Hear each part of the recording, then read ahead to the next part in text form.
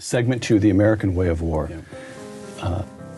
You mentioned a number of factors that make the American way of war distinctive. Let's consider a couple of the factors you put forward.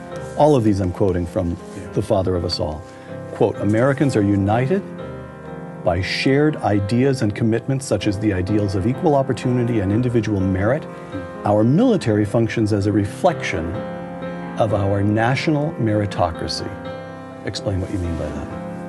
Well, take it for example, we always say that drafts and mobilizations and conscript armies are the ideal, and they are in a sense because they get people from different backgrounds and put them all together. But North Korea has a draft, Iran has a draft, but they don't serve the same social need or civic need that ours does. In other words, we have a professional military of volunteers now who have more rights and responsibilities because they are Americans, and the military code of justice reflects, in a military sense, the Constitution than a North Korean or an Iranian conscript. So the ideas of America are transmogrified into our military. So each soldier understands that he is an individual and a citizen. Each Iranian, each North Korean is not a citizen. They may be a draftee, but they are a coerced subject with no rights, and no rights of legal protection under the law.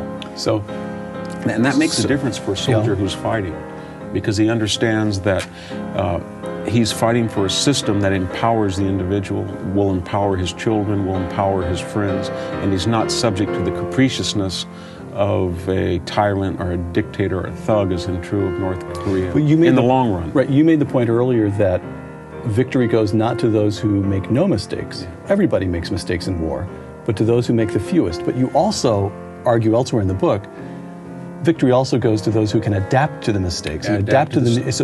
And there's the individualism, the adaptability of the individual American soldier is important, right? Yes, I'll go back to that first example about the bocage. Right. So they go in there, and all of their grandees and all of the SHAEF organizers did not anticipate the bocage.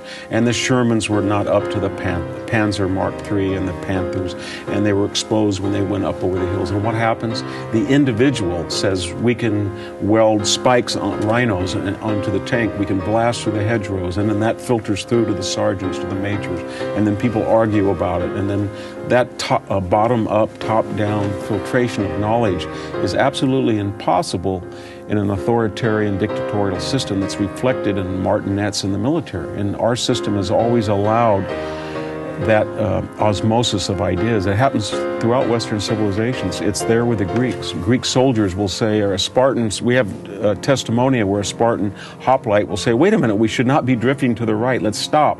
And his commander will then make ad hoc decisions. And that reflects the society in which people participate.